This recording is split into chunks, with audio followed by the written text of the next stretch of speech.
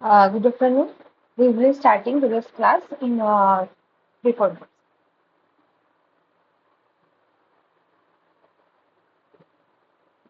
minutes.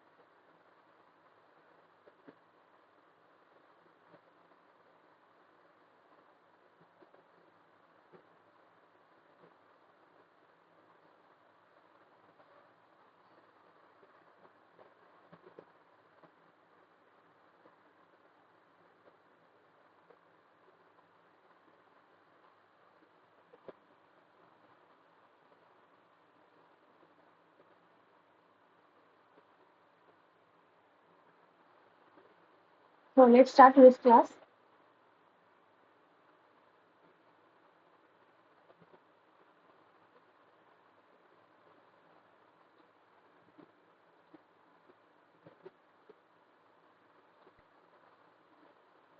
So I hope my screen is visible, right?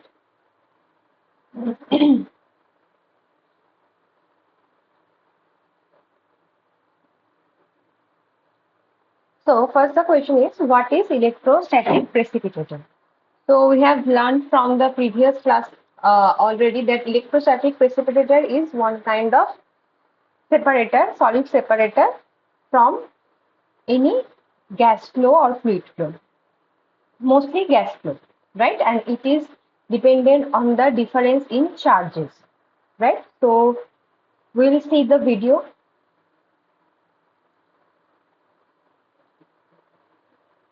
Hi, John here.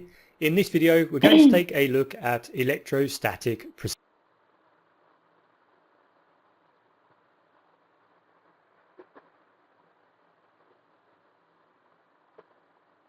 So we'll talk about the main components. So this is the industrial electrostatic precipitator, or shortly ESP.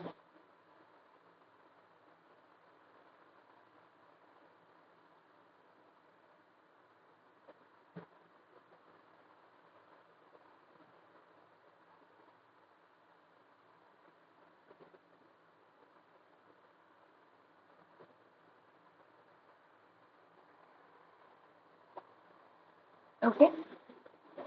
So now you can see the things what is inside them. This is a combustion water boiler.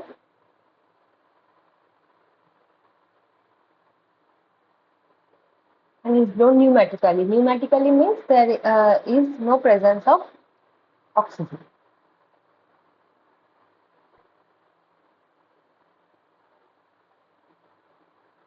Yes. Then you notice there is ash left behind. You have a fire, you get loads of ash, and then once the fires die, we'll have pile of ash as well. The ash in the water tube boiler is called heavy ash, and it's actually going to drop out of the base of the boiler into collection hoppers. So when we throw this mixture of fly ash and gas through this ESP, the fly ash being a heavy, being the heavy one, uh, collected in the hoppers.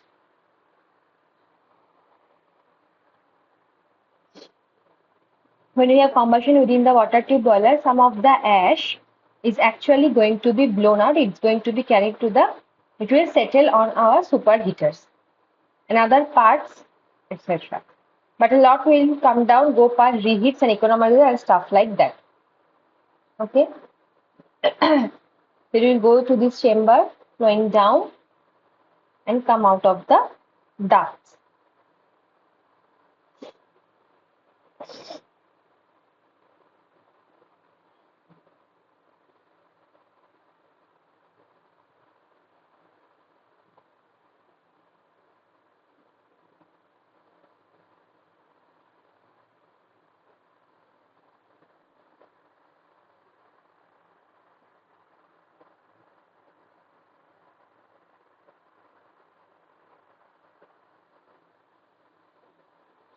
This is the chimney. You know how a chimney works.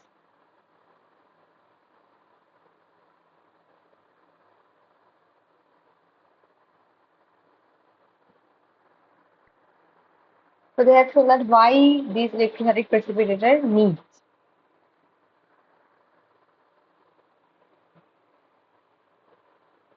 So next, this video is much more explanatory.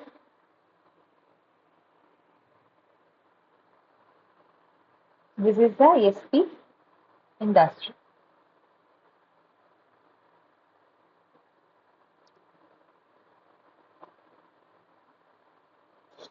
The advanced air pollution equipment that works on the principle of electrostatic precipitation.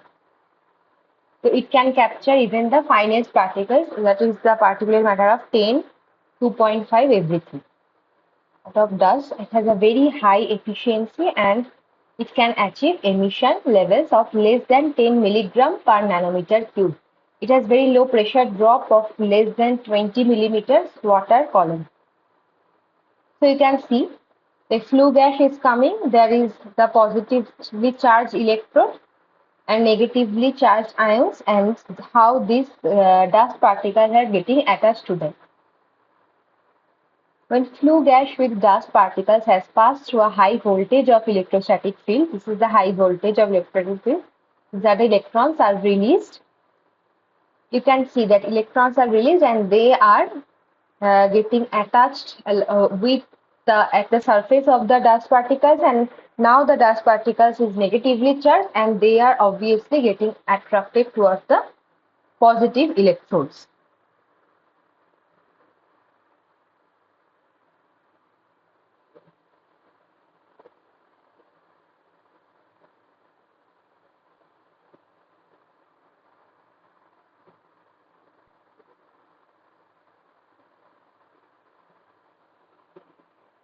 Electrons are released at the high voltage current is passed through the anodes. The leakage of current from the anodes is called corona.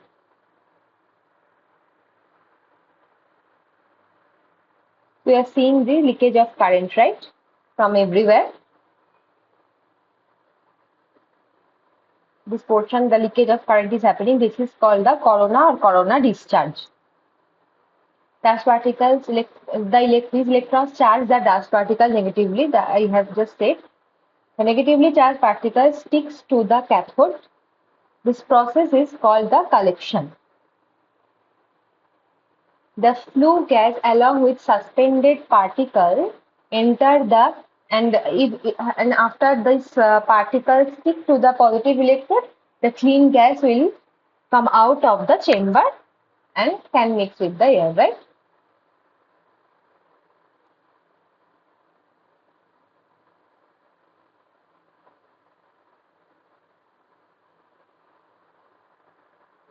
The emitting electrodes in the center of gas flow is maintained at high voltage. So you can see the entrained particles are given an electrical charge when they pass through the high voltage electric field. This forces the charged particles to migrate toward the collecting electrodes. The collected particles are then dislodged from the electrodes to the hopper by means of wrapping the hopper. So you can see that the particles, the dust particles, they are which are getting attached to the wall of the electrodes, they are now collected in the hoppers, and that is how they are separated. First, evacuated continuously through the dust handling systems. So you can see how this is going.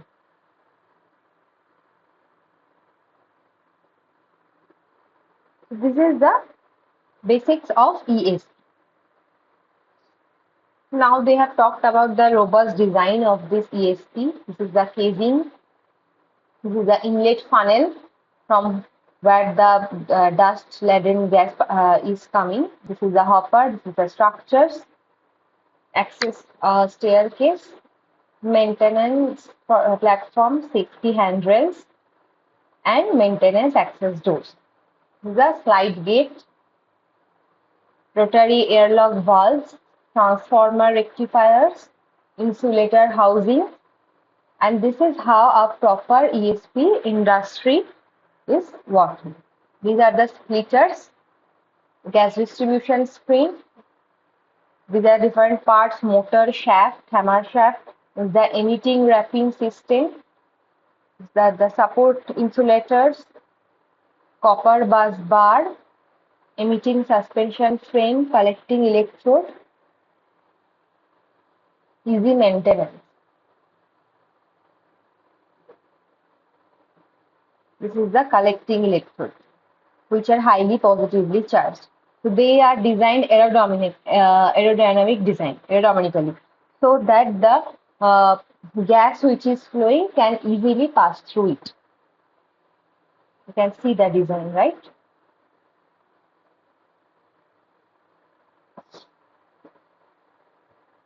These are the actual ESP plants.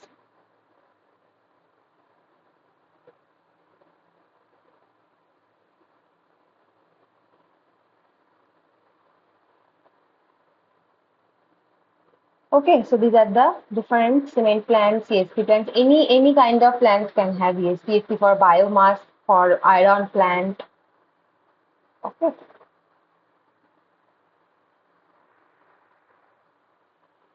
for palm meal, for soda ash, fertilizer plant.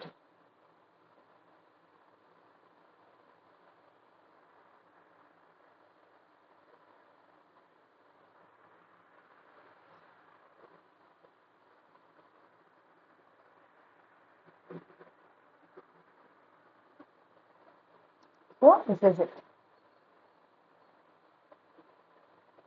Next question. How are particles charged in electrostatic precipitator? How are particles charged in electrostatic precipitator?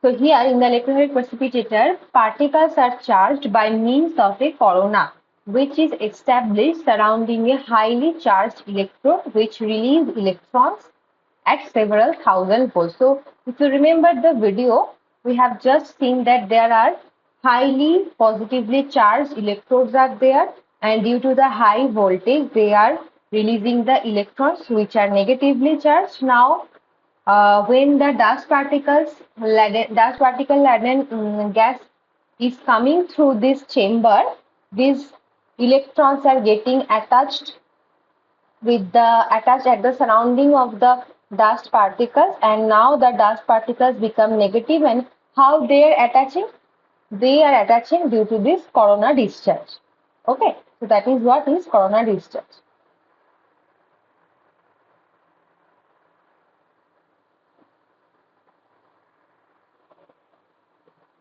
If the same pair of electrodes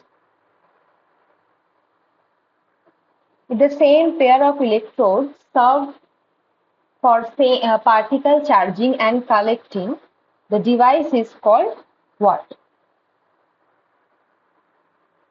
What type of ESP? If the same pair of electrodes serve as particle charging and collecting.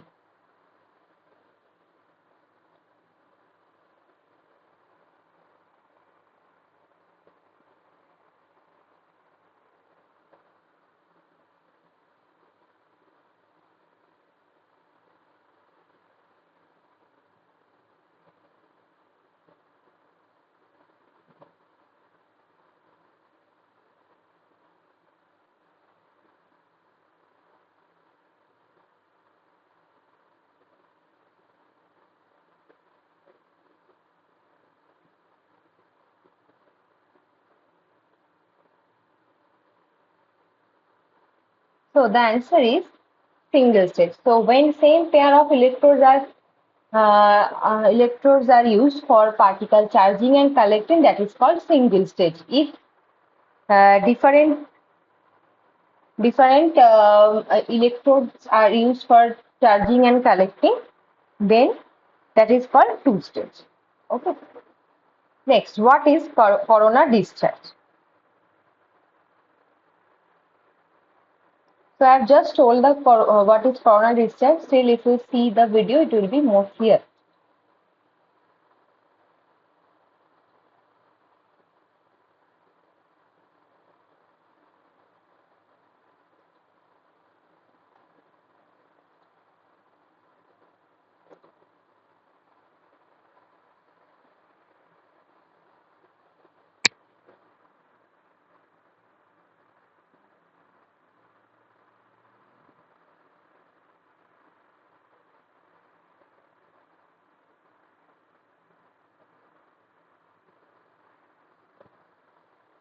So if we have two parallel conductors very near to each other and separated by a distance of 1 centimeter only. Air is not a perfect insulator because it has a lot of free electrons and ions. Now let's increase the potential difference between the two electrodes to be 1 kilovolt. You can see this, everything is picturized, so it will be very easy to visualize the concept. At this moment, electric field will be generated and will force ions and electrons in the air to acquire motion, which will cause a small and negligible current. But if we decided to increase the potential difference more, this motion will increase. So we can see that which has higher potential, the electrons will be attracted to that portion, and the positively charged ions, that is the holes also you can say, that are attracted to the lower potential surface. So now if we again increase the voltage, this potential difference, more this motion will increase until we reach to 30 kilovolt, which has a huge electric field intensity. At this moment, a complete electrical breakdown will happen. So you can see that till 29 kilovolt, nothing was happening, right? But when it crosses 30 kilovolt, the electrons and holes are changing their electron and holes are leaking out from the electrodes or planes, right? From the electrodes, you can say. So that is called is breakdown. So this is a complete breakdown. That means electric charge is leaking. It is called electrical breakdown will happen. Now the air between the electrodes is no longer an insulator, obviously, because previously there is the ions and holes are moving freely, but now when this electrical breakdown started happening, there is no the air between the two electrodes is also conducting. No longer is, now we have an ionized air. So now we have an ionized air. The air between the electrodes are also ionized. So 30 kilovolt at normal conditions is breakdown voltage. Okay. It will be depend on the size of the electrode, shape of the electrode. The voltage, the breakdown voltage will depend. Okay. In overhead transmission lines, conductors are separated by distance of, you can see there's distance which will help avoiding breakdown, right? So if that is why you can see in the transmission, overhead transmission, there is certain distance between the two wires. Otherwise, there will be current leakage and that will lead to accident. To help avoiding breakdown, but the air around each conductor will be ionized, obviously, because there is some portion of the air will be ionized, but not the whole portion. When the whole portion will be of the air will be ionized, then it will be a disaster, because these conductors are carrying high voltage or extra high voltage, which cause high electric field intensity on the surface of each conductor, right? This is very clear from the explanation. This ionization of air is called corona effect, right? This is only the corona effect or discharge or breakdown, everything, anything you can call. Corona can cause production of ozone gas. Also, it will produce hissing noise at a certain level of voltage, right? If the voltage increases to a certain level, we will notice glow violet around, right? We can see that these things, the surrounding air is getting ionized. There is a visual effect also, and that is leads to the violet color around the conductors. In addition to the hissing noise, level of voltage is called visual critical voltage. Okay. So at the voltage at which we can see the glow visually, that is called the visual critical voltage. Corona research has a lot of disadvantages. Obviously, power loss, which we can notice with the glow and the noise. This power loss will reduce the efficiency of power lines. Also, power loss will cause a voltage drop which can reduce the receiving end voltage.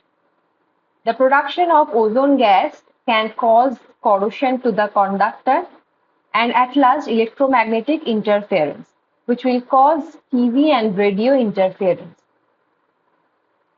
This is the disadvantages of corona distance. Of course, we can't avoid corona 100%, but we can minimize it by increasing the conductor size can decrease the corona effect. Okay, so you understand that if we increase the conductor size, the corona effect will be decreased. Also, bundled conductors will increase the effective diameter of conductor, which will help decreasing the effect, right?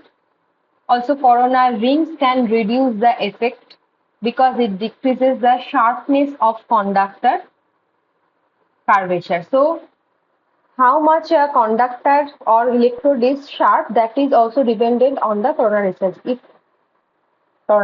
So, if we take a round and square shape of electrode, the square shape of electrode will discharge more comparative to the round one. That is what it is talking about. Curvature should not be sharp for reducing the corona. Another curvature also increasing the distance between the conductor will help. Okay? Our cause, keep in mind that the presence of dirt and curves on the conductor can reduce the breakdown voltage, which will increase the corona discharge. Okay. So that means breakdown voltage will be reduced if there is sharpness and dust particles, and it will increase the corona discharge.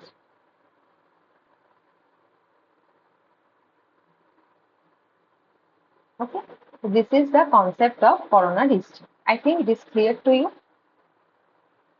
Next, derive the design equation for electrostatic precipitator. So,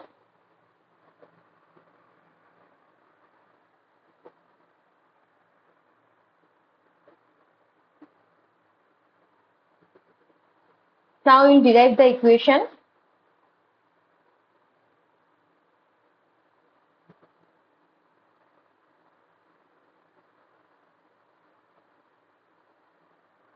Okay, this one. So suppose we are thinking of a electrode. Okay. The derivation is there in the lecture, but still I am doing to make you understand easily.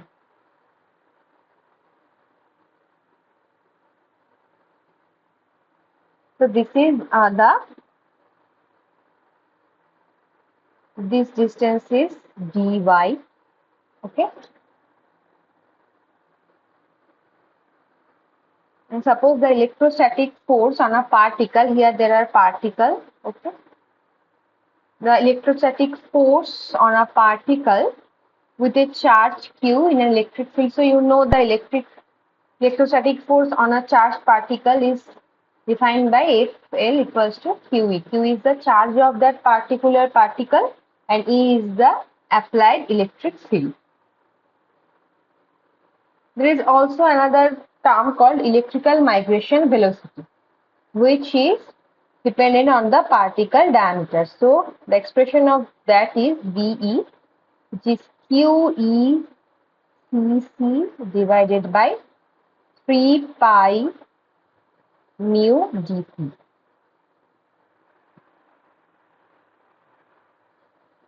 So cc is the factor, slip correction factor. Q, you know the force, electrostatic force. Mu is the viscosity of the gas. dP is the particle diameter.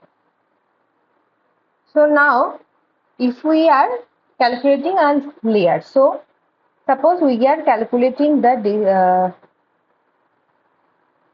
design equation for this distance, that is dx, and so dx. Suppose we are taking this little portion, and we are thinking that it covers throughout all over the electrode. So now what is dy. So from migration velocity we know that dy equals to v into dt, right? So this dy is the thickness of this electrode, v is the migration velocity, and dt is time. So dy is v equals v dt, right? dt also can be expressed as dx by u. U is the particle laden gas velocity. So particle laden gas velocity is this one is u, and migration velocity of the electrical particle is this. So we can write from v. So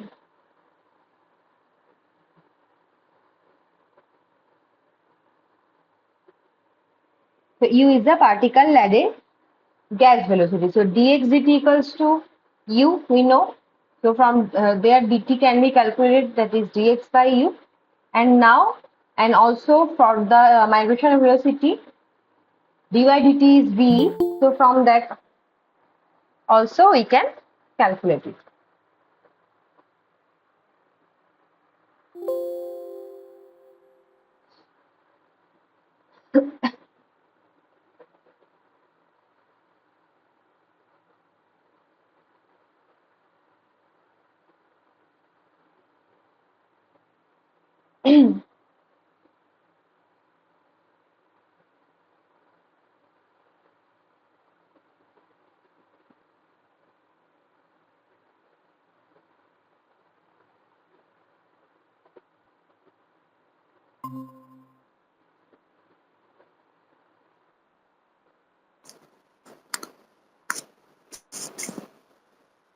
Good evening, ma'am. Good evening. If her net join. Okay, so I am doing the derivation of the design equation.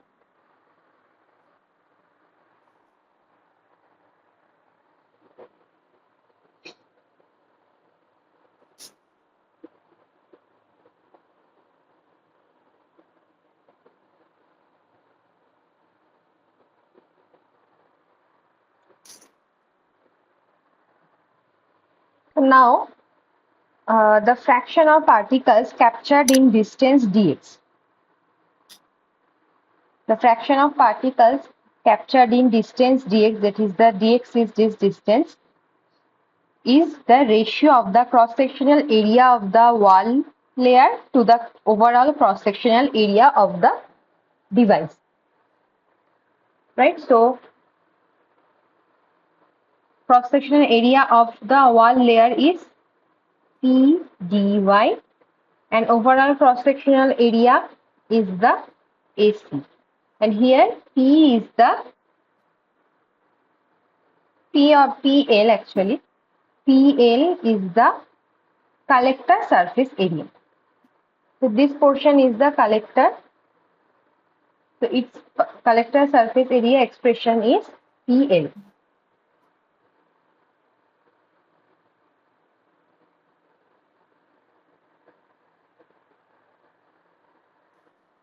Now, if we want to do mass balance here or material balance here,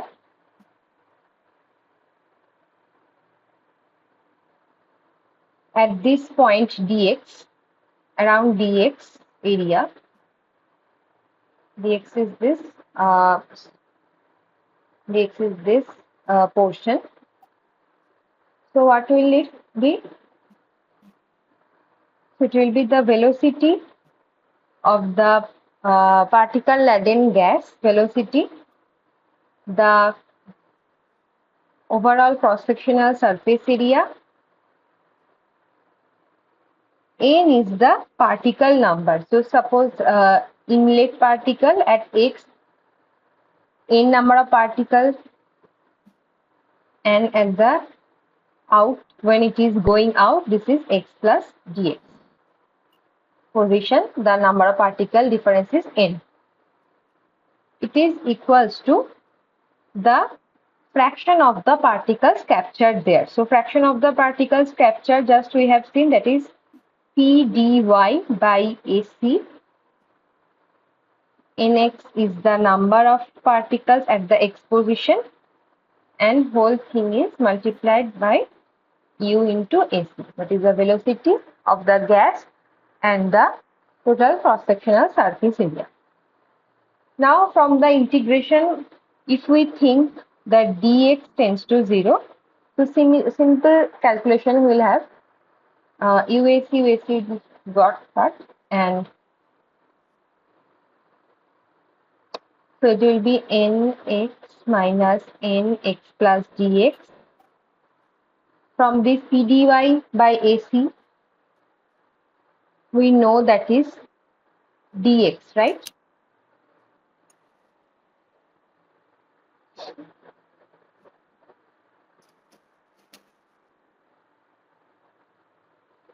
Or we can write the expression of dy in the pdy. So dy is v dx by u. So it will be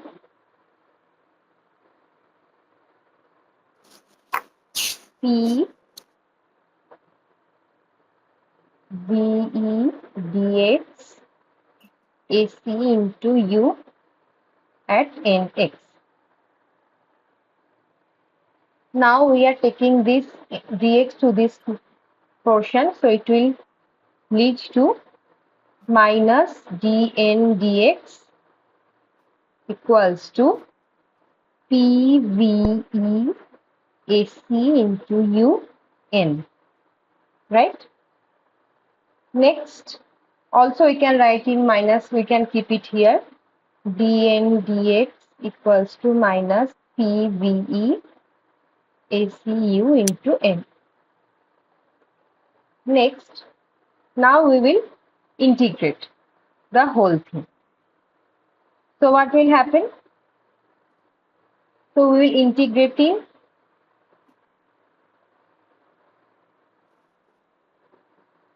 from 0 to L distance. Suppose dx is varied from 0 distance to L distance. So what will happen? It will be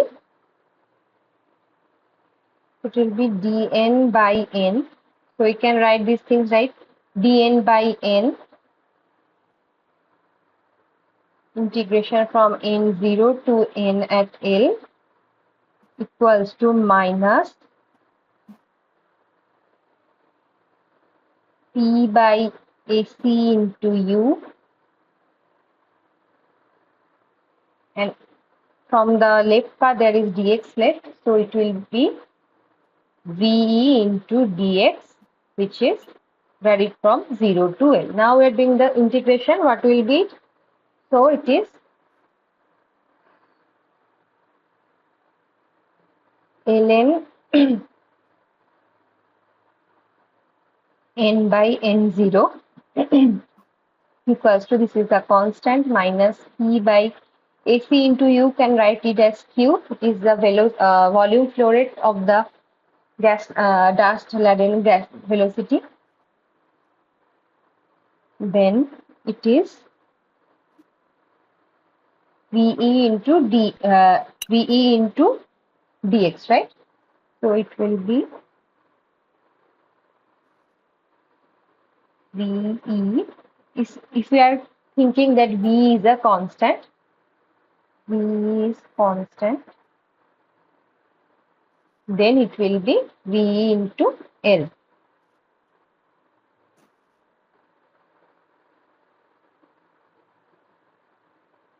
Right? So L minus 0, it will be L only. Now we can write it exponential of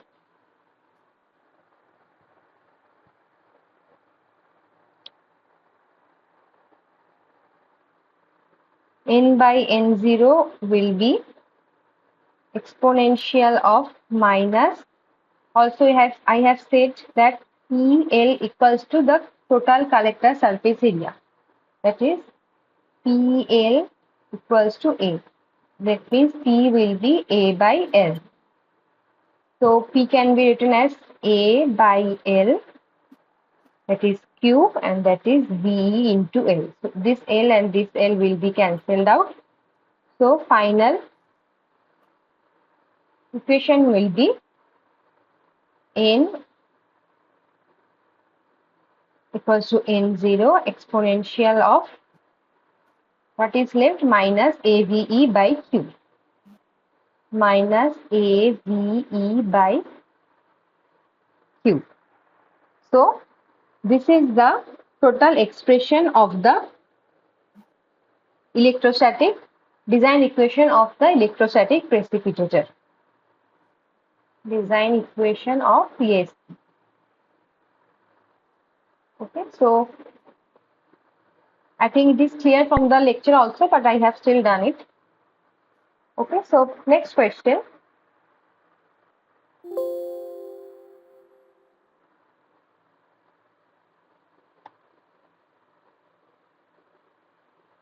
What is this electrostatic force?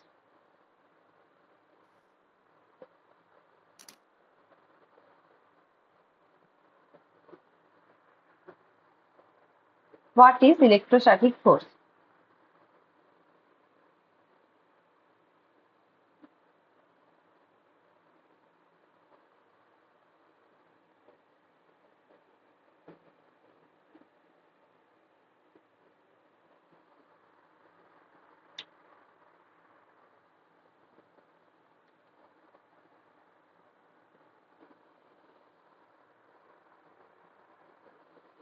The answer is F equals to Q into E. F is the electrostatic force, Q is the charge of the particle, E is the applied electric field. Next, what is migration velocity? So, migration velocity we have just seen. The expression is V equals to Q into E Cc that and 3 pi mu dp. So everything is known. Q is the charge of the particle, E is the applied electric field, then Cc is the slip correction factor,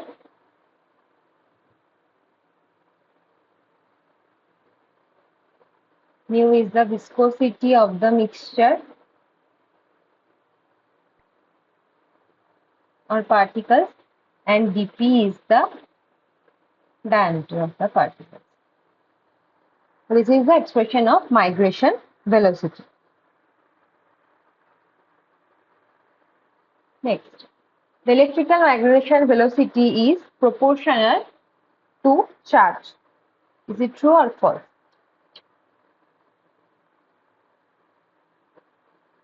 The electrical migration velocity is proportional to charge. Is it true or false?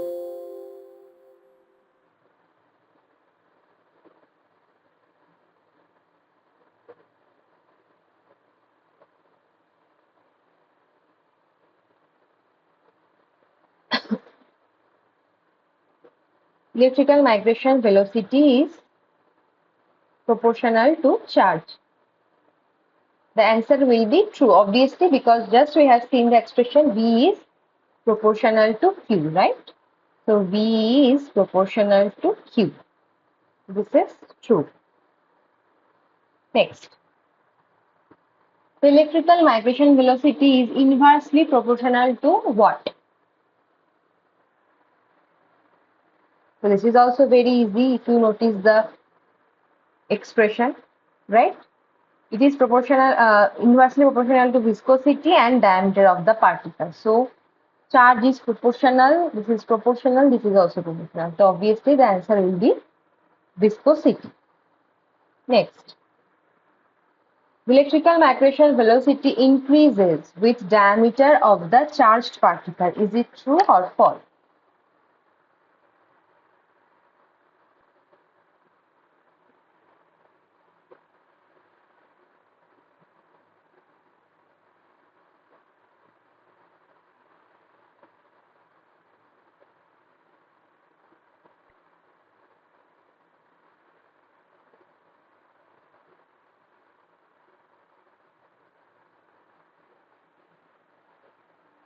So just we have seen that migration velocity is inversely proportional to the diameter of the charged particle, right? So If the velocity increases, then charge particle has to decrease, right? So that is why it is false.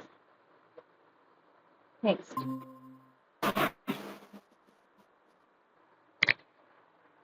What is the definition of charge? What is the definition of charge?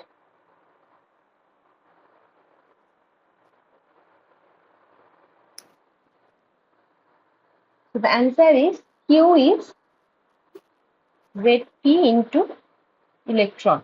The product number of charges Zp and the product of the number of charges Zp and the charge on an electron.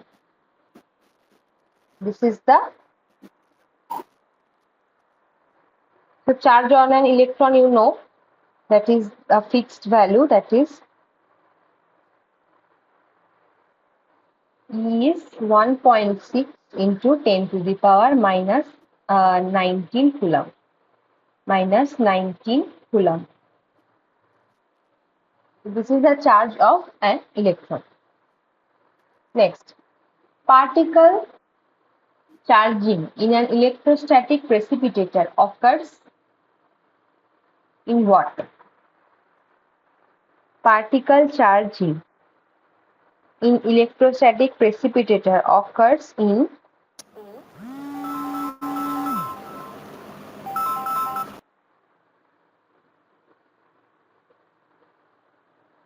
answer is gas phase. The particle charging happens in gas phase. We have seen the video, right? Then what is the concentration of gas ions in electrostatic precipitators? What is the concentration of gas ions in electrostatic precipitator?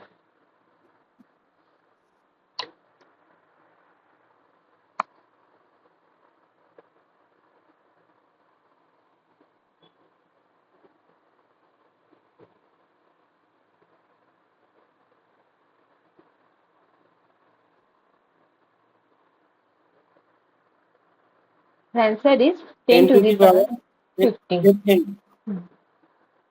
Yes. Next question. What amount of electric charge a 10 micrometer particle can attain? What amount of 30,000. Yes, the answer is 30,000. Yes. Particle charging depends on which properties? Particle charging depends on which properties?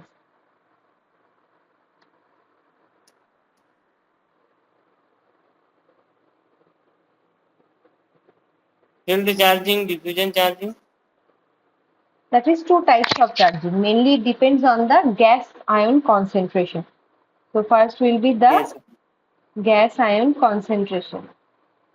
The factors on which the particle charging depends. The first one is the gas ion concentration, then conductive properties of the particle,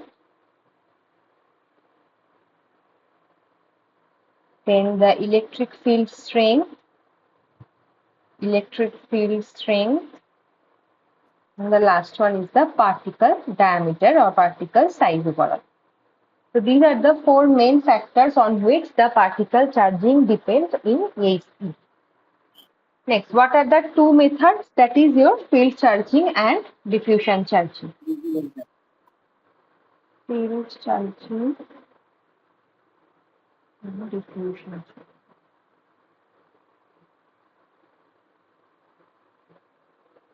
So here in the field charging, ions are accelerated toward the particle by the external electric field. And in case of diffusion charging, it is caused by the irregular thermal motion of the ions. Here no external field is applied. No external field is applied. But here it is required. Next. For very small particles, field charging mechanism is dominant. Is it true or false? For very small particles, field charging mechanism dominate. No, it is True. false.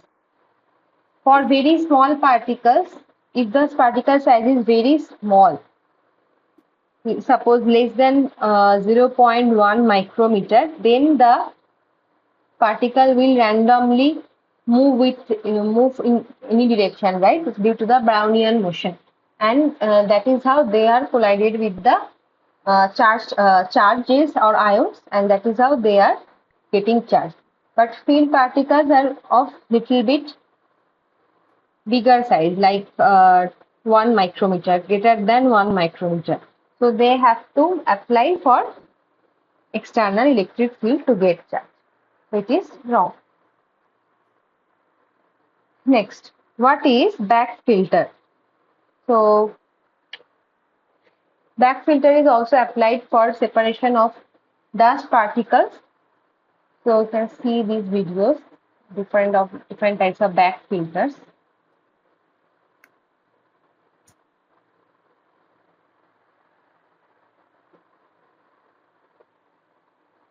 So these are the dry inert air is comes from the bottom,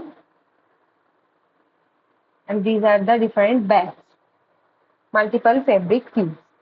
Then passes outward or inward through the fabric to the larger particles fall down into a hopper while the smaller particles accumulate on the fabric surface.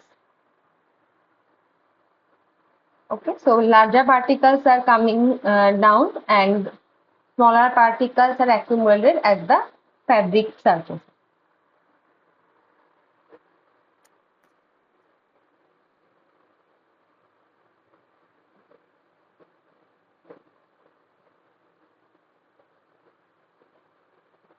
So, and rest of the gases are going out from the top.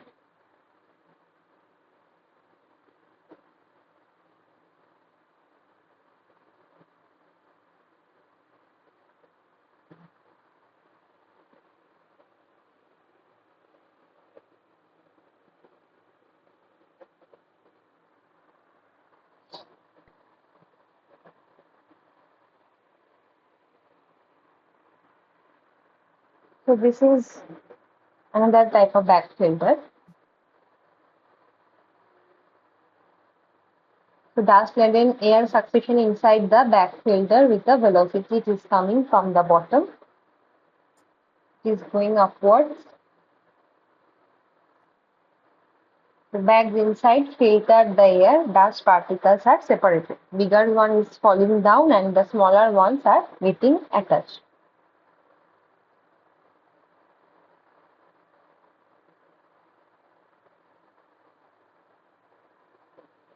This is the filtered dust-free air is sent to the environment.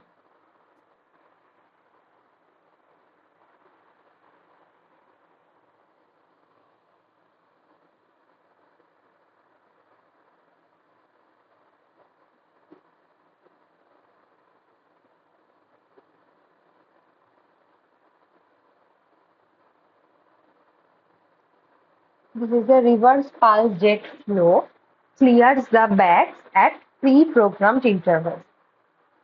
So we need to clean the filters also time to time to keep its efficiency intact. This is how these fabrics are cleaned.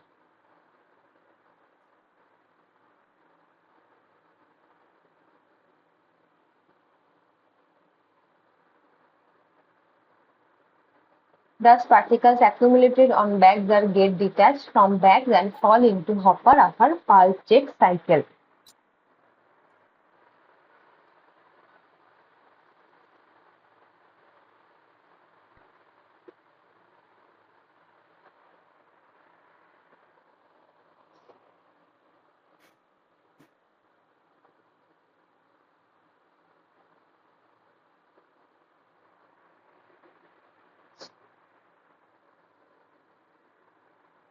So this is an industry module.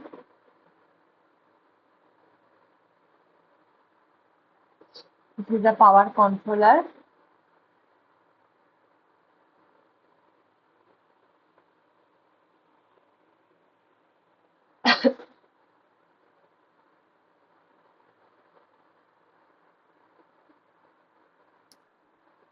You can see that from here the gas along with the particles are going.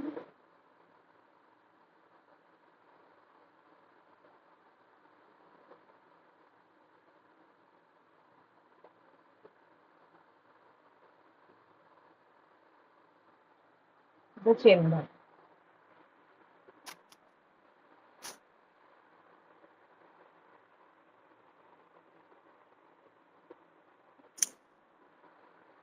You can see some of the particles are attached and bigger ones are dipping down, falling down. This is how the filters are cleaned.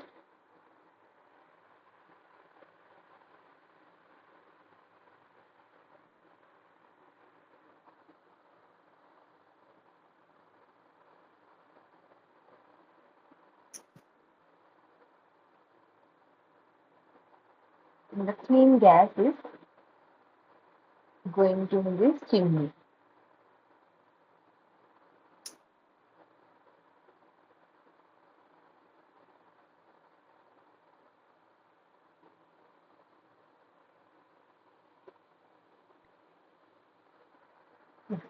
Which back filter is used for separating large particles? Which back filter is used for separating large particles?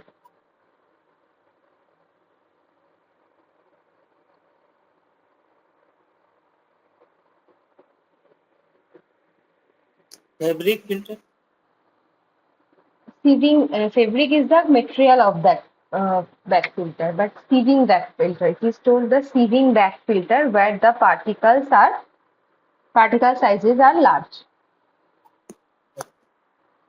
Next is the caught particles gradually build up on the filter so that the labyrinthine nature of the gas flow path continually increases whilst the effective mesh size decreases. Is it true or false? True. Yes, so if the particles are caught up on the filter, it will definitely decrease the size, mesh size. It is true. Next, what are the three stages of fabric filtration? So there are obviously the three stages. In the first stage, particles are collected.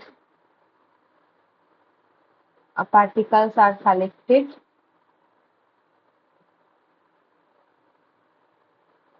on individual fibers.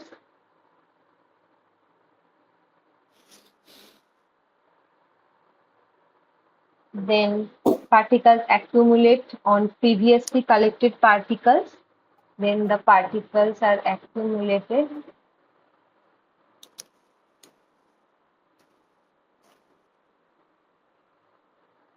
The last one is the collected particles form a cake in the form of a dust layer that acts as a packed bed filter for the incoming particles.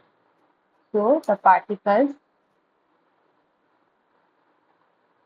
form a cake or dust. So these are the three stages. This is the first stage. This is called first stage. This is intermediate stage. This is the final stage. Next, what are the materials used in fabric filter?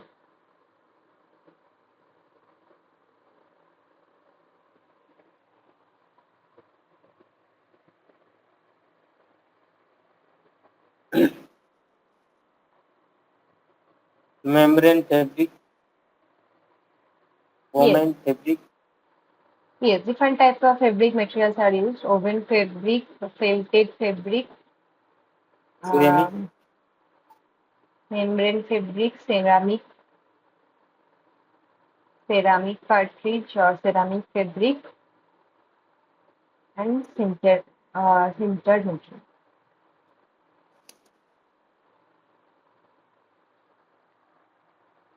Which one of the following has the highest temperature resistance?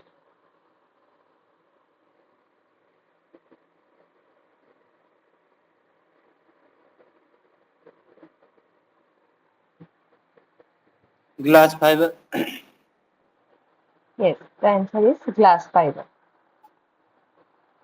Next, which one of the following has the lowest temperature resistance among these?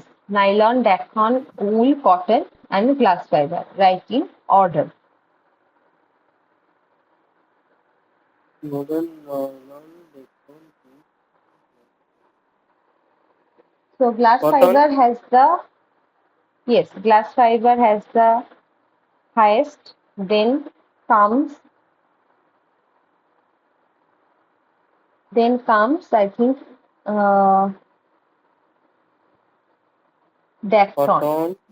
Dacron, that is the second position. This is second highest. Then is the in this five I am talking about. Next is the nylon. Then is wool. Then last comes the cotton. So cotton is the lowest one. Next, Nomex supports combustion. True or false?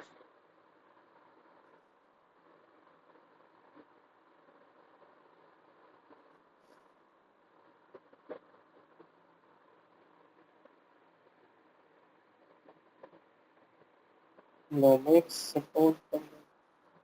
I don't know. The answer is false because it doesn't support combustion of the part in combustion. Next, polyamide supports combustion. True. Yes, polyamide is nylon, so it supports combustion. The abrasion resistance of Orlon is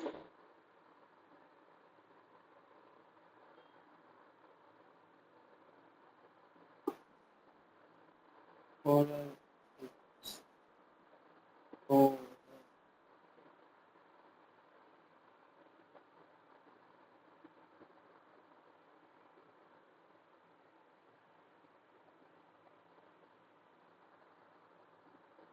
good. yes, is good. Next, what is the tensile strength of nylon? Poor. No, nylon has excellent tensile strength. Poor is the chemical resistance. Tensile strength is excellent. Next, which material has excellent abrasion as well as excellent chemical resistance capability? Which material has excellent abrasion as well as chemical resistance capability? Teflon. No, both of them should be excellent. That abrasion resistance also excellent and chemical resistance also excellent. That is polyethylene. Teflon has Good. a fair resistance of abrasion. The answer is polyethylene. What is the maximum temperature of PTFE? What is the maximum temperature of 230. PTFE? Yes, it is 230 degrees centigrade. Next. Fabric filters can operate with no loss of efficiency with low sulfur fuel.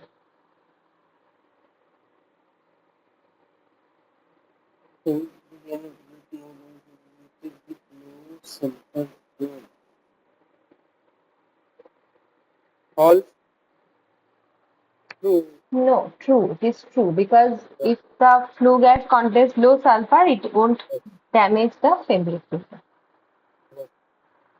Next, fabric filters require large pressure drop.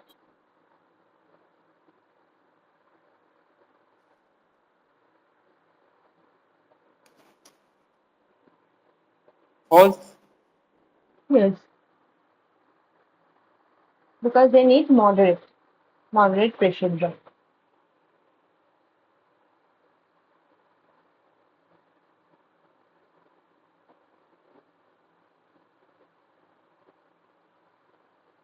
Next, what is the typical size of a bag filter?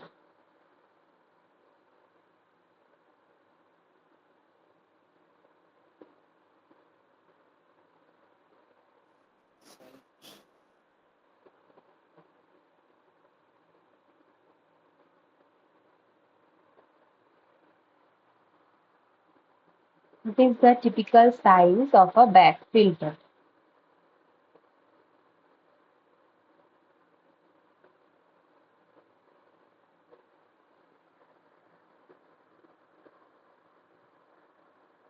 Zero point 0.5 to 10 meter. Yes, it is. Sometimes it is 100 millimeter up to 1 meter, or either 0.5 to 10 meter long. So they are very big bag filters are there. What are the cleaning methods? Yes. Please solve the assignment. Okay.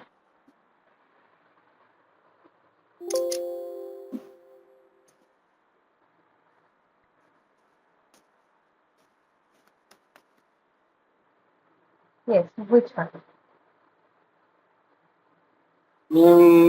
First is all of the above. Yes. Solve it. Second is corona discharge. Yes. Third problem. Fourth is shake. Yes. Fifth is 1.1 ratio 1. Yes. Next is 131.95. Hmm. Solve it. And only two problem in this assignment. Hmm. Question number third and question number 9. Okay. So electrostatic suspension.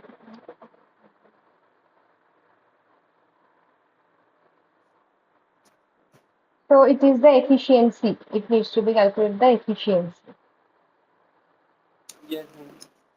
So there is in the design equation itself there is no. Solve efficiency, but my answer is 1,000. Oh, okay. Let me check.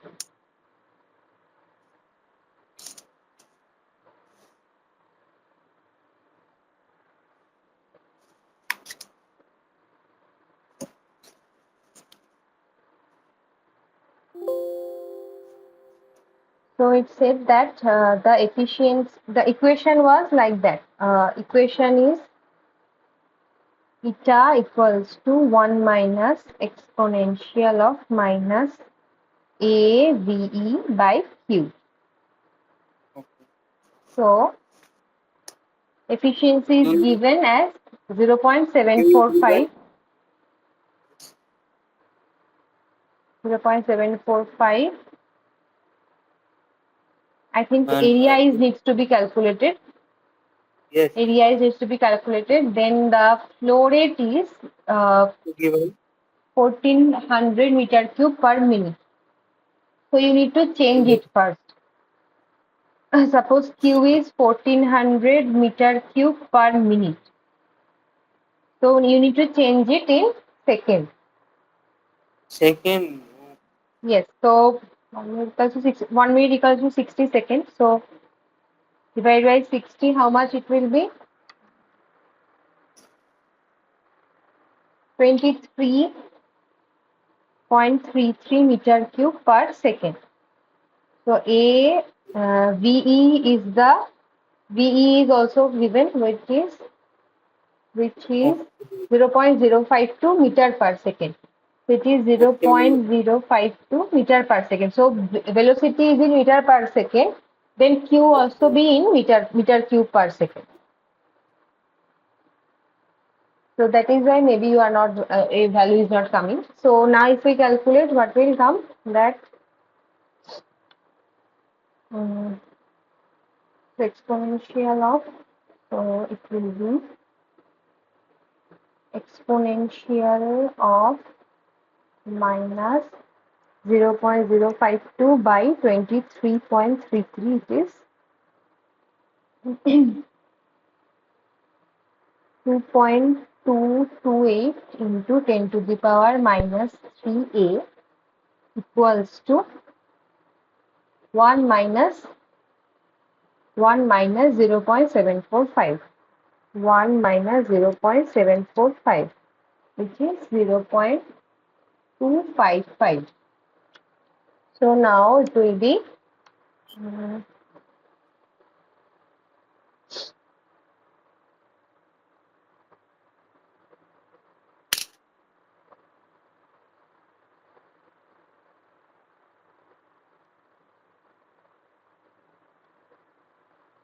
so if I take ln in both sides, it will be minus 2.228 into 10 to the power minus 3a equals to minus 1.366. So now a will be, I don't know, it will come 1.366 by 2.228 into 10 to the power minus 6. It is coming 613.10 6 1. meters square. This is your answer. Okay, ma'am.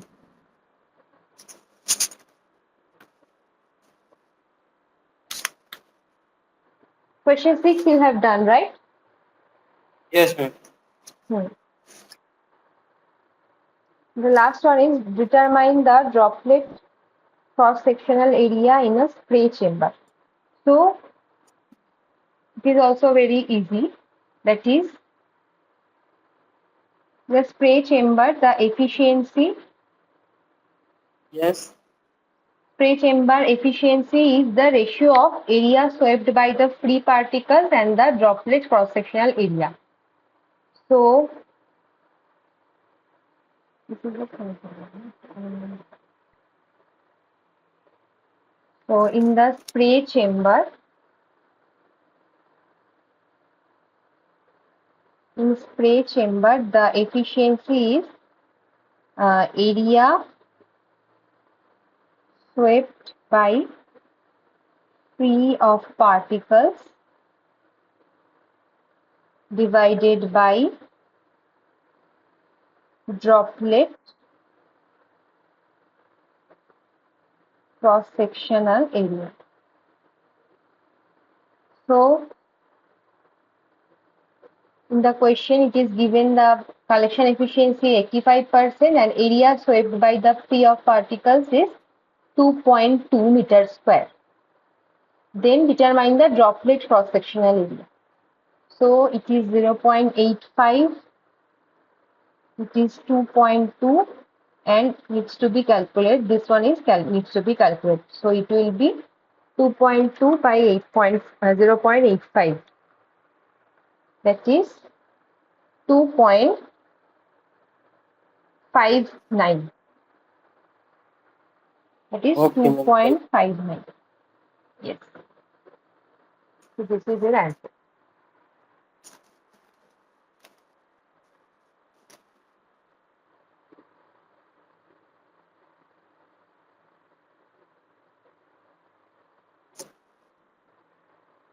Anything else? Okay, ma'am. Thank you. Okay.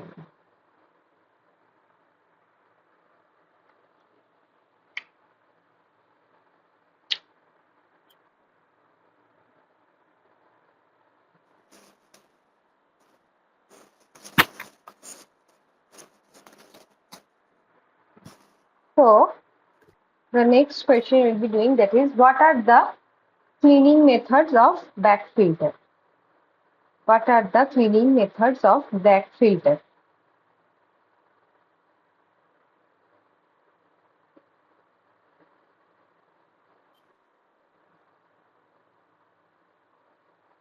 Three methods.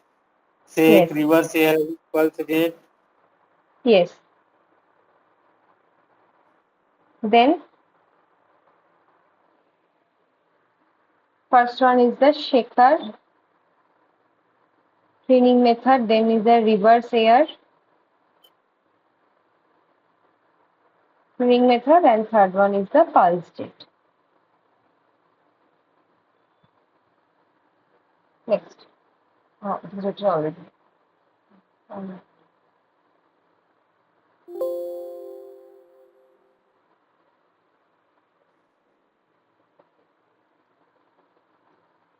Next, the selection of fabric filter depends upon what?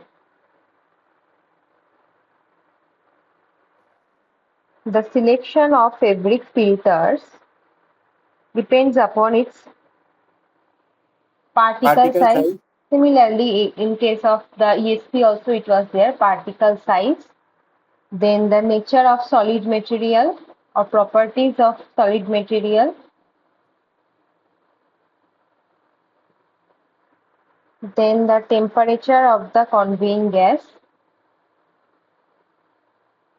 Temperature of the conveying gas, because if the gas is very high temperature, then it may damage the back filter. So we need to optimize the temperature of the gas. Then the types of fabric.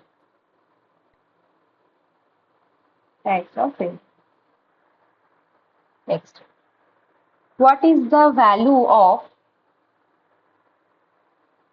air to cloth ratio in reverse air for iron foundries?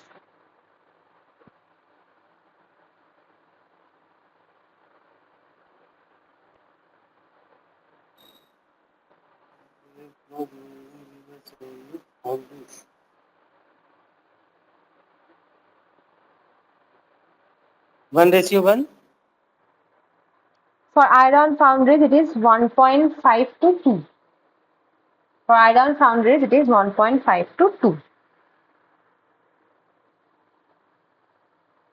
Next is phosphate fertilizer has 7 to 8 air to cloth ratio for pulse jet. Is it true or false?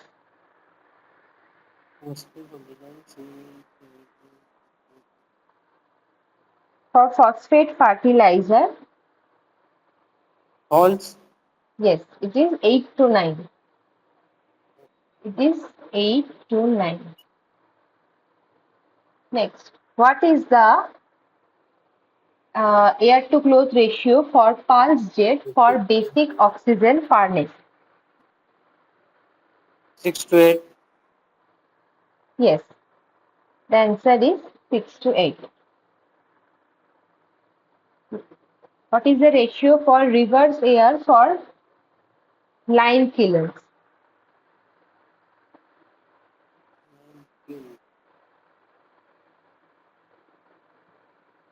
1.5 to 2. Yes, yes. So A to C ratio is less for reverse air method rather than the pulse jet method. What is the air to cloth ratio for reverse air for municipal incinerators? 1 to 1.5. Yes, it is a simple 1 to 1.5.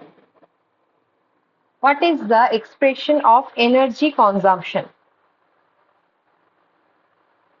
What is the expression of energy consumption in the back filter?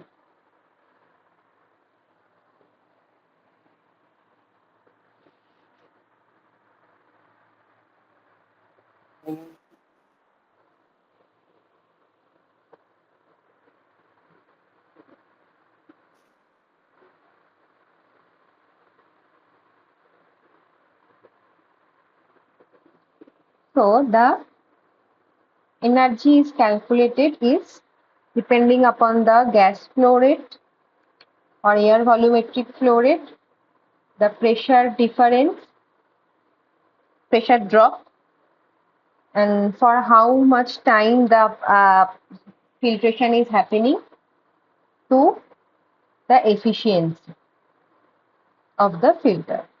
It is the expression of energy consumption. Energy. Now from delta PT, this is the summation of fabric pressure drop and summation of dust cake pressure drop. And individually, this fabric pressure drop is explained as K1 into Vf, which is K1 is the fabric resistance factor and Vf is the filtration velocity. And similar, P is also K2 Pi Vf square into T. This is K2 is the dust cake resistance factor. Then Ci is the concentration of the inlet dust. Vf is similarly the filtration velocity and T is the operating hour. So this is how energy is calculated in a back filter. Next, what is the wet scrubber? So now till now we are seeing the ESP also deals with the dry air and also the dust filter or back filter is also deals with dry air, but here the particle separation is happening due to the wet scrubber. That means we are spraying the liquid here. So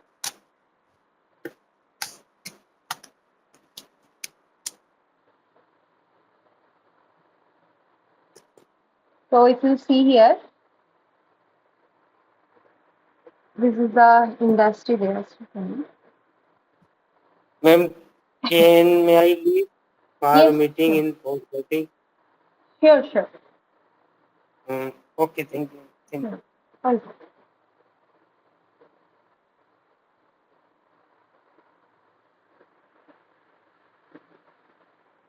So this is the wet scrubber system. So inside the system, there is ammonia, chlorine, hydrochloric acid, sulfur oxide gases are there. The chemicals, nitrogen oxides, hydrogen sulfide, boron trifluoride, everything is there. So we need to purify it before this chemical gets out into the environment. So from different industry, pharmaceutical, acid mist, fertilizer, wastewater treatment, this are coming. These waste products are coming and they are getting into the system.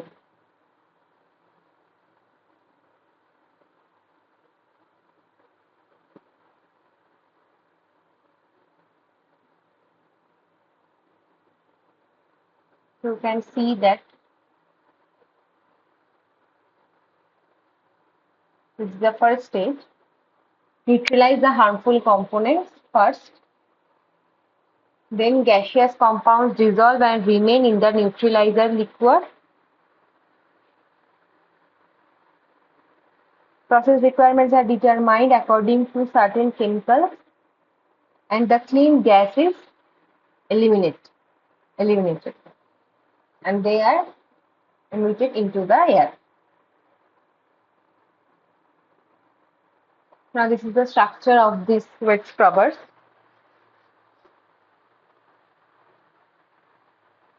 You can control the spray nozzle flow rate also.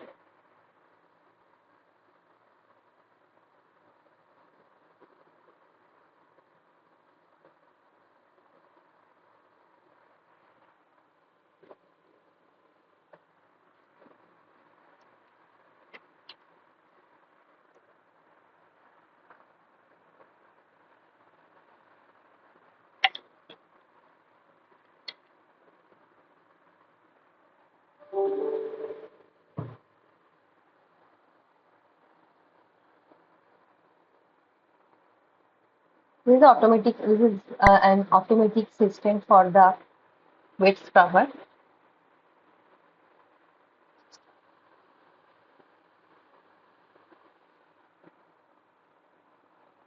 Okay. Thanks. Removal of particles results from collisions between particles and collecting medium in wet scrubber. Is this true or false? Removal of particles results from the collision between particles and collecting medium.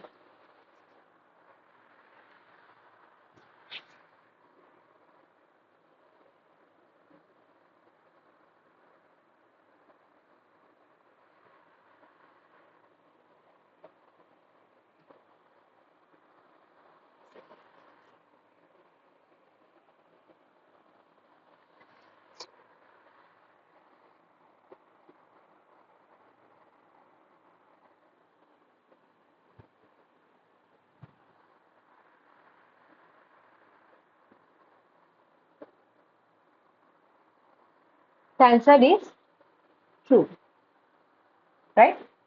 Particle-particle collision and particle-medium collision, that is water or suppose anything else, medium is used for the removal of particles. Explains the type of wet scrubbers.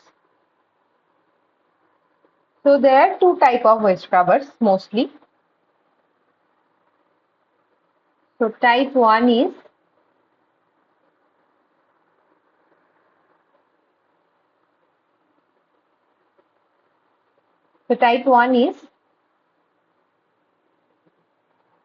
array of liquid drops or sprays from the collecting medium. Arrays of liquid drops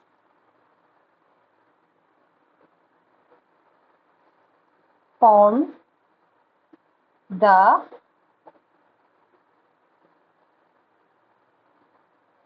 collecting medium. And in case of type 2, weighted surface of various types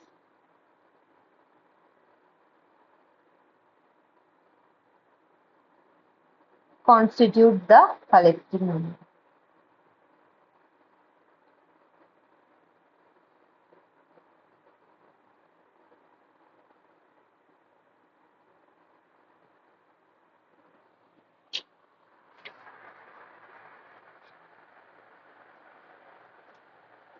So here in the type 2, the wet surface are already weighted, which act as a collecting medium. In case of type 1, the drops are coming, the sprays are coming, those drops act as collecting medium. Okay. Next question. Explain the different types of wet scrubbers.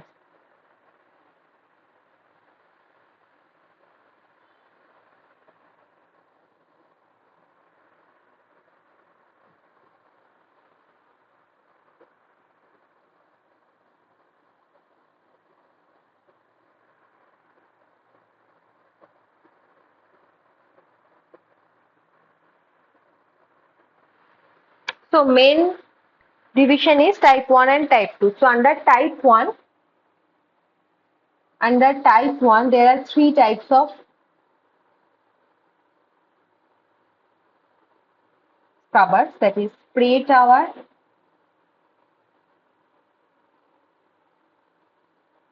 cyclone spray tower,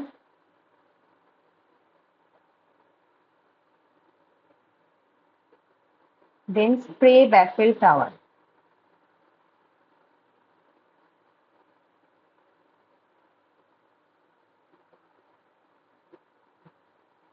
And type 2 is plate scrubber,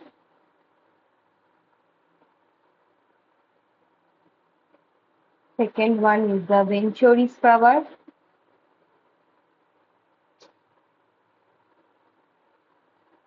last one is the packed bed scrubber.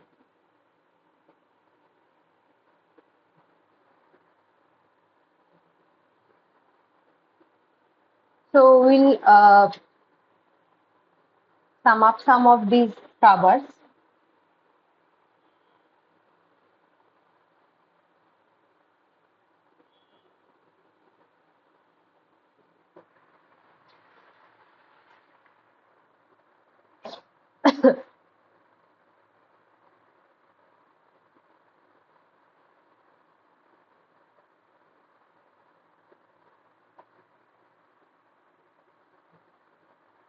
This is a compact design.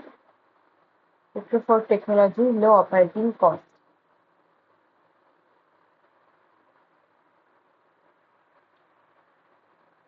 This is a sulfur dioxide scrubber.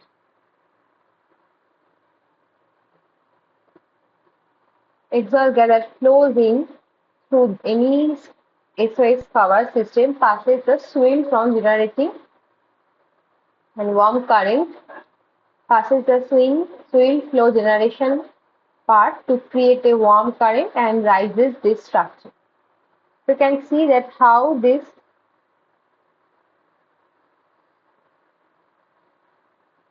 is creating.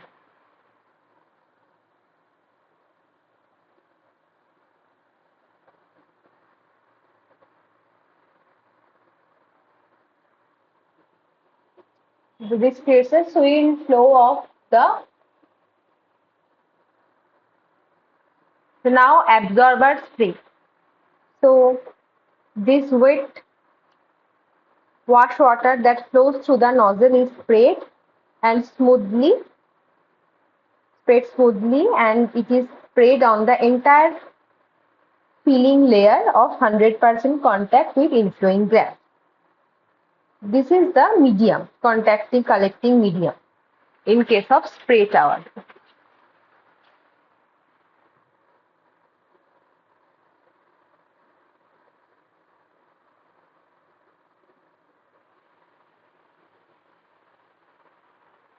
You can see that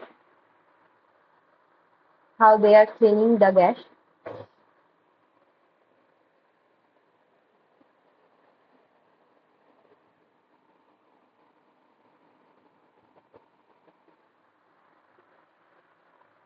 Liquid contact part is comprised of two stages, making it more effective. So from top, only clean air with all harmful gases removed are emitted outside. Cleaning fluid that absorbs the harmful gas is emitted through the exhaust on the lower part of the scrubber. The alkali cleaning fluid saved in the chemical tank can be reused as cleaning fluid, and it again flows into the tank for reuse as a hybrid system. You can see it in the zoom version.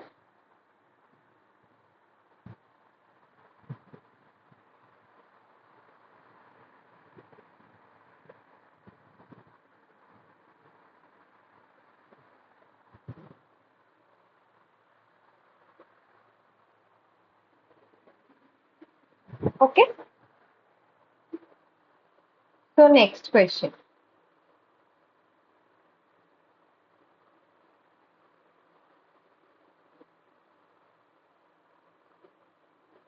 Next video is a cyclone spray tower. Cyclone spray tower.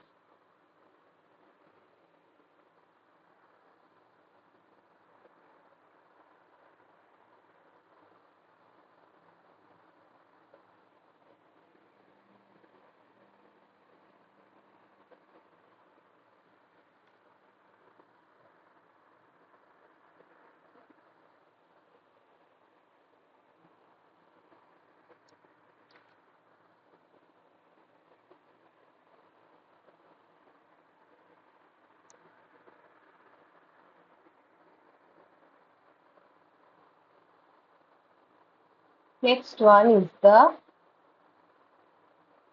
Venturi scrubber.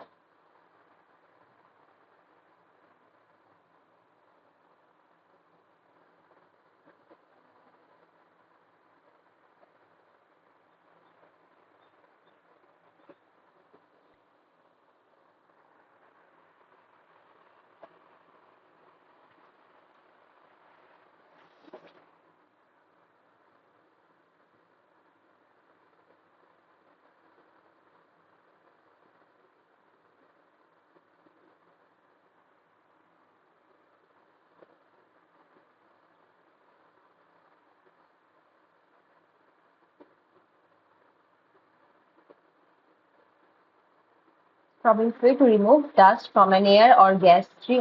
One of the most powerful scrubber is Venturi scrubber. So you can see that in Venturi scrubber, air is coming in from left side, then there is the scrubber fluid, clean air is out, waste or slurry is going out. And the structure of the scrubber you can see, so there is a small diameter portion, this is a large diameter portion. Again, this is a small, large diameter portion. So this is kind of a Venturi flow, we know, right? So this is the type, the shape of the scrubber is the Venturi. That is why it is called Venturi scrubber.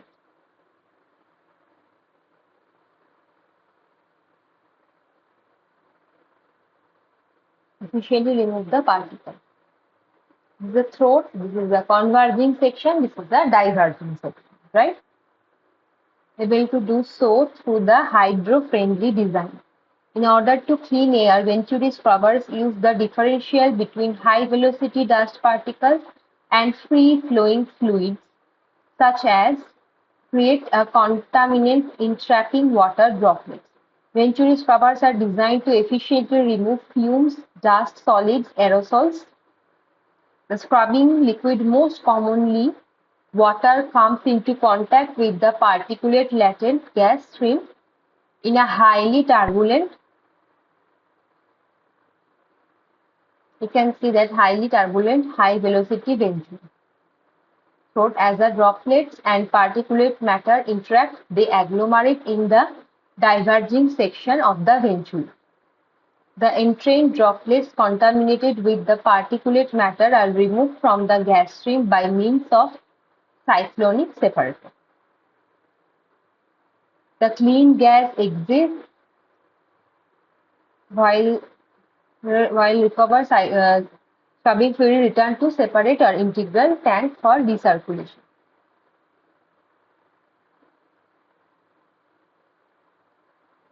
By selecting the appropriate pressure drop, which is proportional to the throat diameter or throat velocity, efficiencies of over 99 can be achieved. So throat velocity and pressure drop is proportional in Venturimeter, you know. So changing on the tuning or optimizing these two values can be efficient for the scrubber.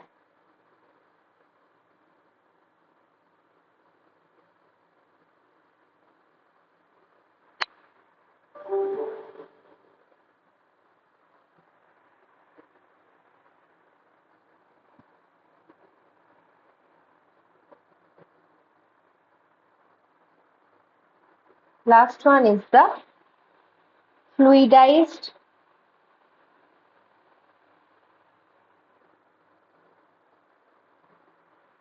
bed scrubber.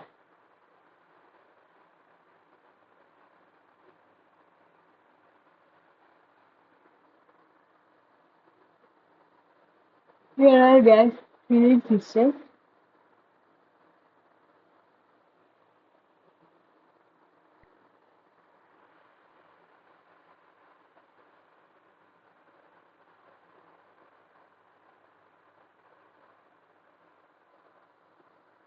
So you can see that the liquid system for cleaning air or gases.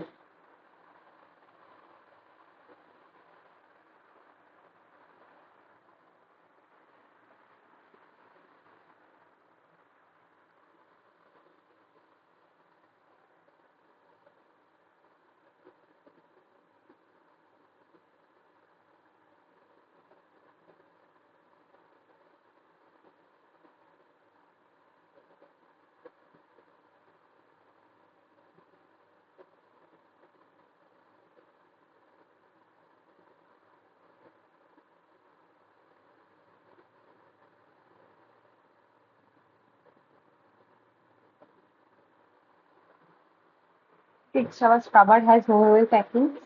Now, what the scrubber consists of and what a movable packing is.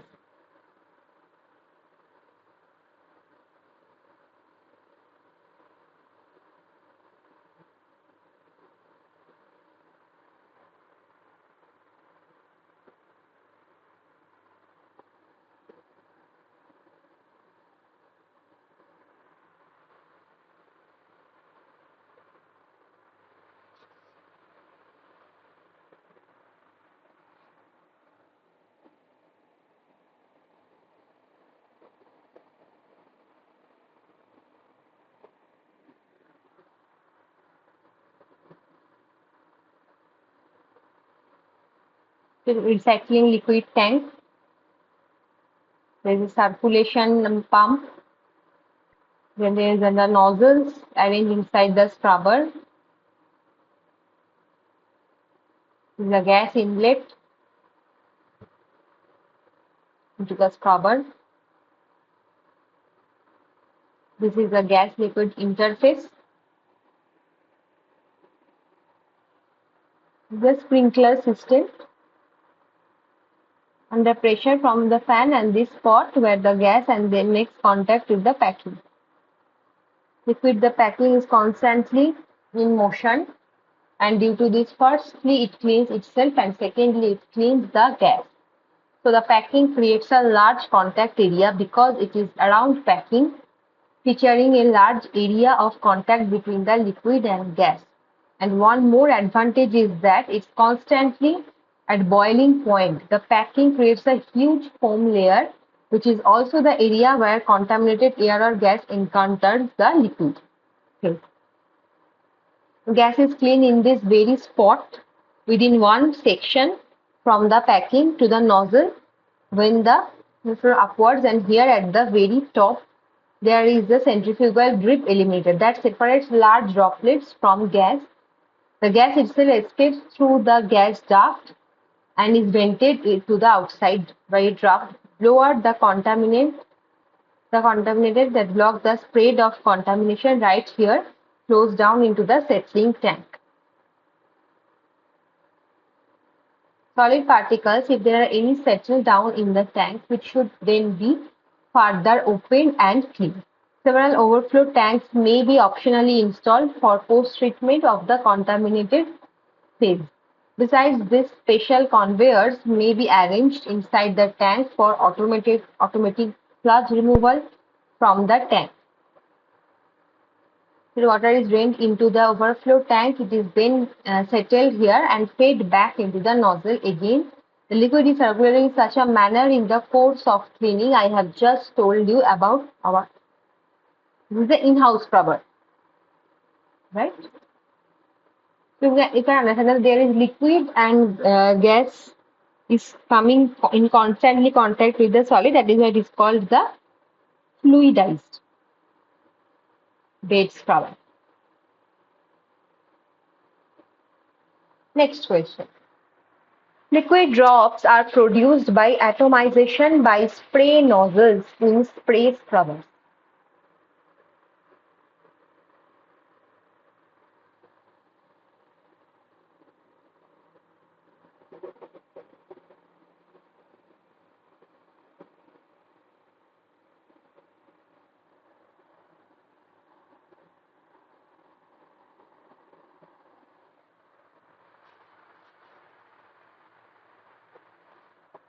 Liquid drops are produced by atomization by spray nozzles in spray scrubbers. The answer is 2.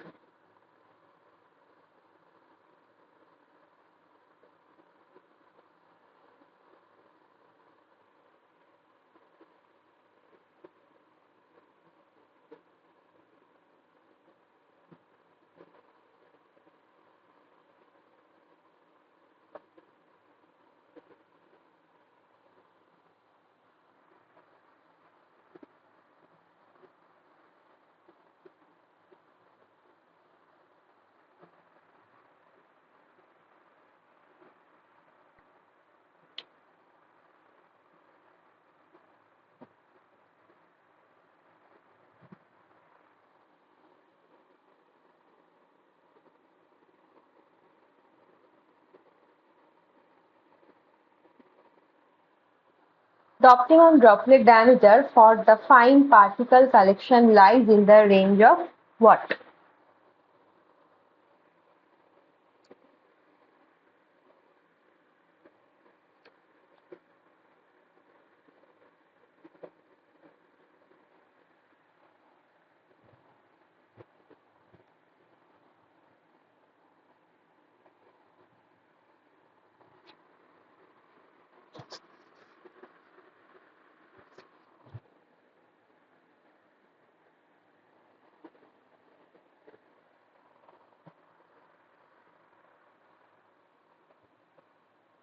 The optimum droplet diameter for fine particle collection lies in the range of 100 to 500 micrometer.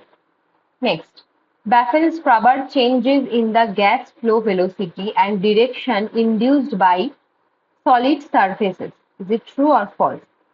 Baffle scrubber changes in the gas flow velocity and direction induced by solid surface. So in the Baffle scrubber, you know that inside the chamber,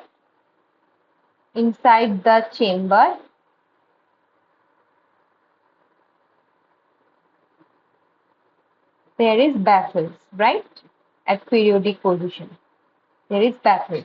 Baffles creates some sort of obstruction to the flow of gases, right? So that is why every time this baffle creates an obstruction, the gas flow changes its velocity and direction. So it is true. Next, which is used to atomize liquids into droplets in Venturi scrubber. What is used to atomize liquids into droplets in Venturi scrubber?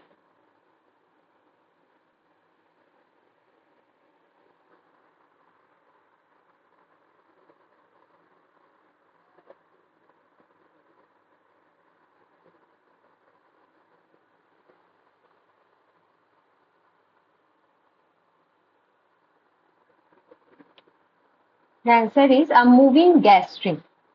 A moving gas stream is used to atomize liquids into droplets in Venturi scrubber. Next, collection efficiency decreases as the diameter of the perforations decreases in plate scrubber. Is it true or false?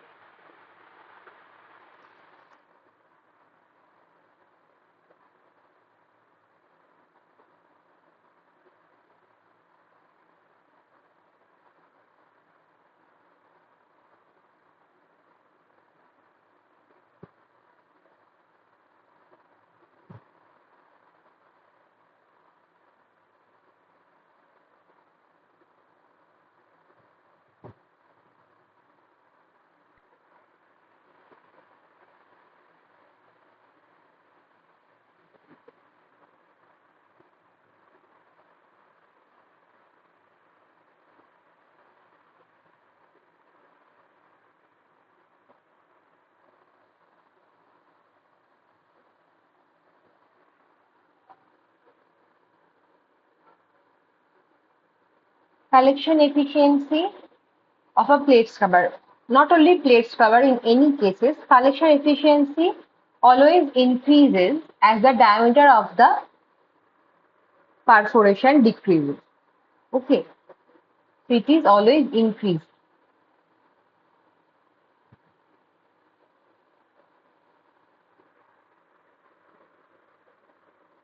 So the answer is false. Next, explain the factors of collection efficiency of wet scrubber.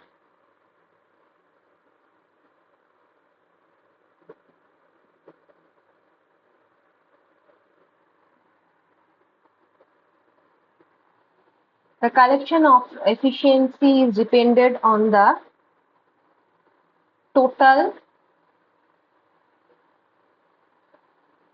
energy loss in the equipment per unit volume of gas treated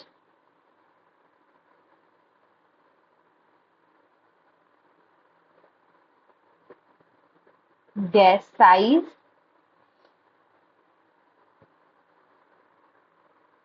four is the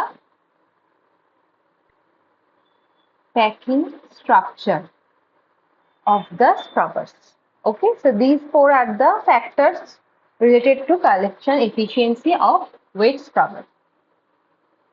Okay, let's do a problem.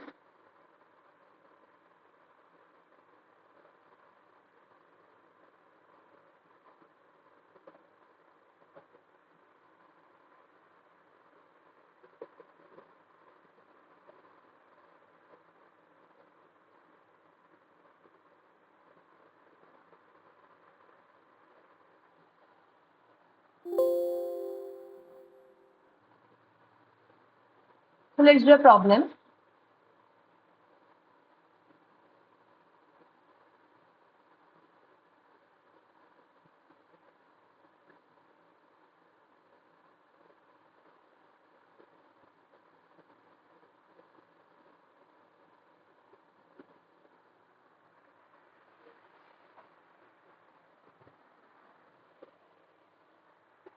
So calculate the approach velocity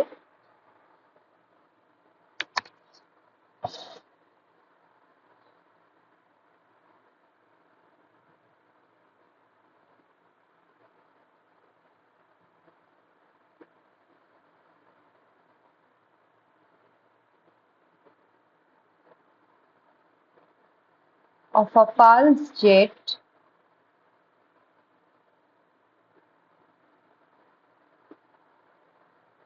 fabric filters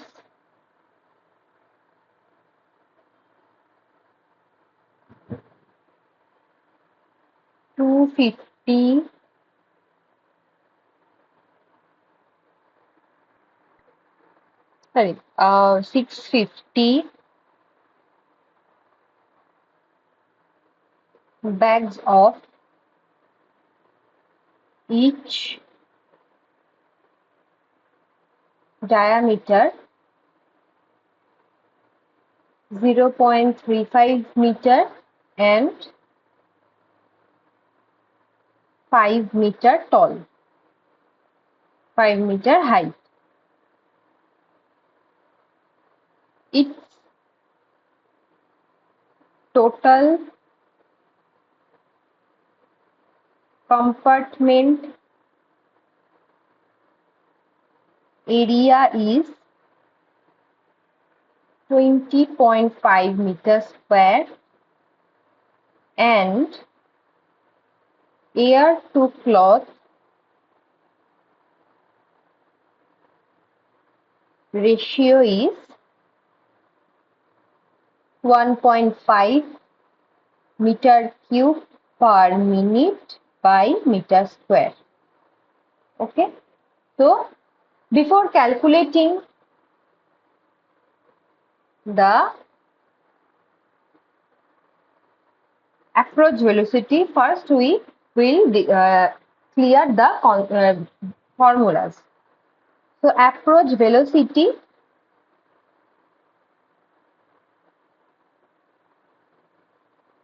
is defined as the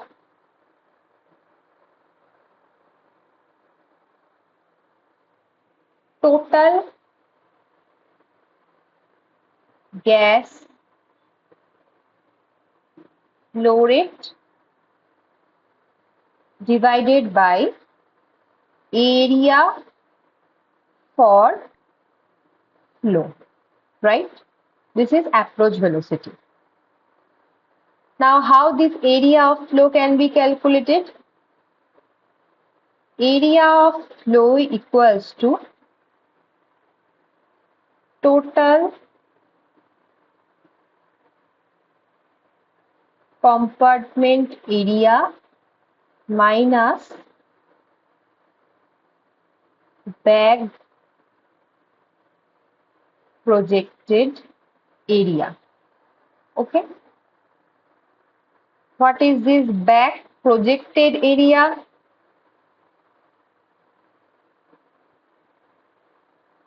This is number of bags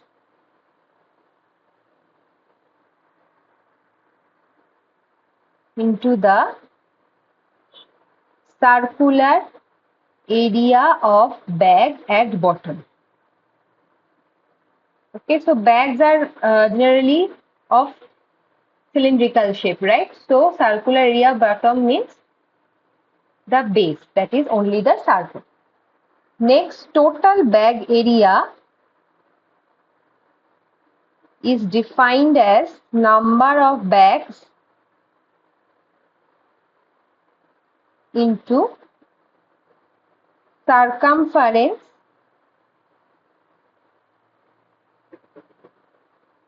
area of each bag. That is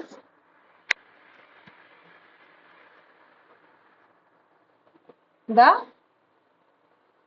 outer surface area of a cylinder. Okay. So now we are coming to the problem.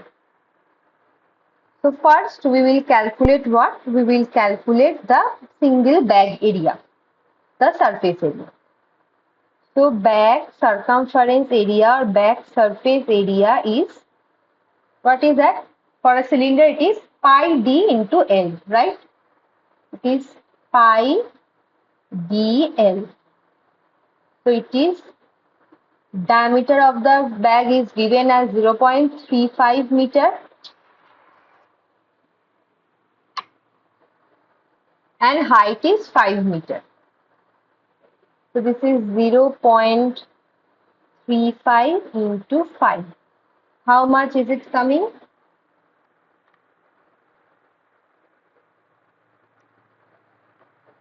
It is coming 5.495 meters square. This is the circumference area of the bag, one bag. Now, total bag area we need to calculate. So you have seen that total bag area is number of bags into circumference area of each bag. The number of bag is given in the question is 650. We have to multiply with 650 into 5.495 meters square, which is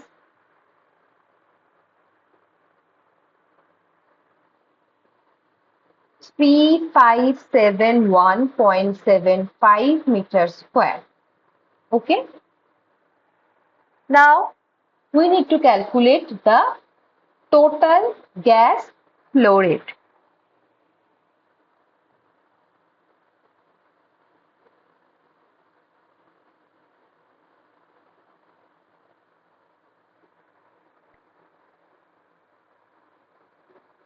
So air to cloth ratio definition is what?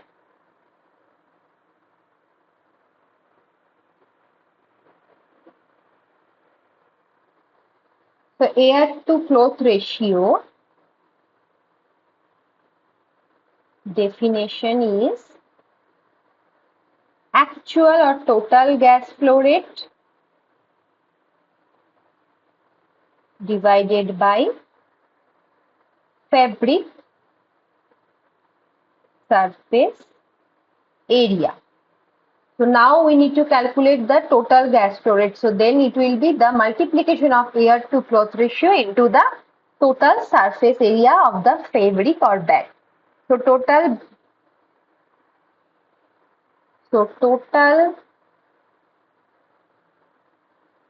gas flow rate will be air to cloth ratio. In the question, air to cloth ratio is 1.5, right?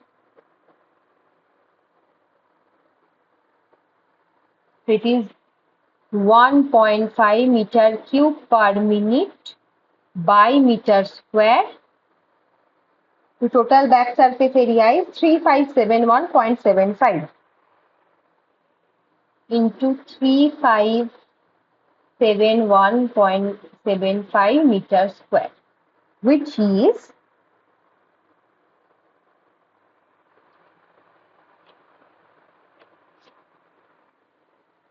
5357.625 meter cube by minute. Now we need to calculate the area of the flow. So approach velocity, in the formula of approach velocity, total gas flow rate we have just calculated. Now we need to calculate the area for flow. For that we need total compartment area minus back projected area, and back projected area we know is this. So first we will calculate the back projected area. So back projected area is number of bags, that is 650 into the circular, you have seen this, the circular area of bag at bottom. So only the circle, that is the base surface area, which is pi d square by 4. So pi d is 0.35 meter square by 4. It is coming as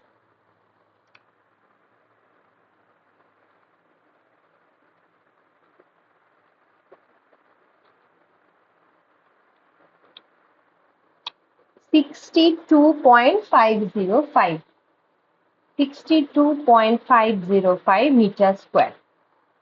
Now what we can calculate? We can calculate the area of flow. So now the area of flow is total compartment area, which is given in the question, that is 20.5 meter square, right?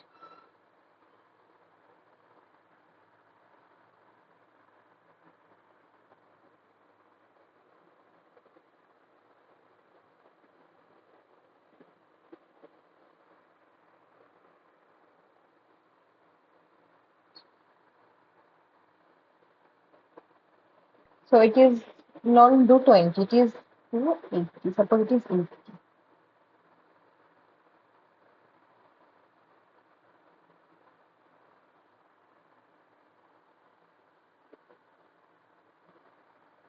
So total area of flow is, total compartment area is given as 80.5 minus this back projected area, which is 62.505. 62.505. How much is it coming? It is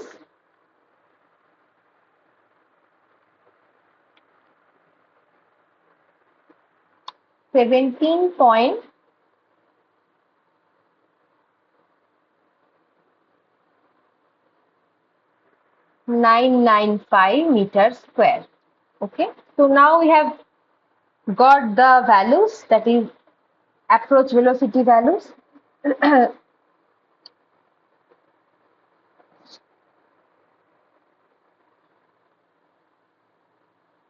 So approach velocity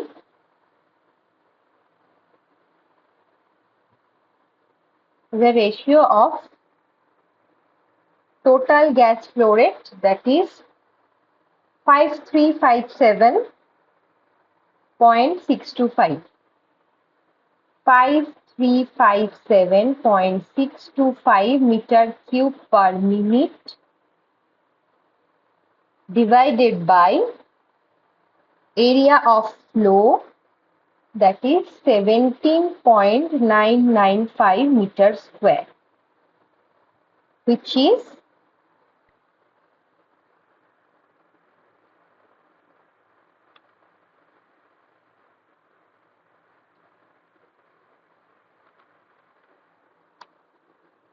297.728 meter cube per minute. So we need to change it in second, divided by 60. It is 4.96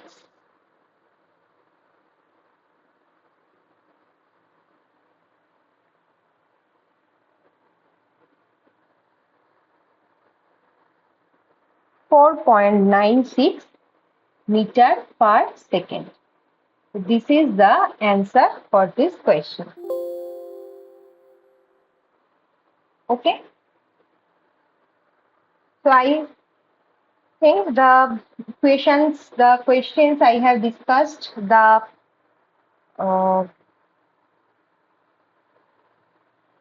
assignment problems I have done, and the extra problem I have done. So this will be helpful for your completing your assignment for this week. We will meet on next Saturday. Sorry. Till then, goodbye.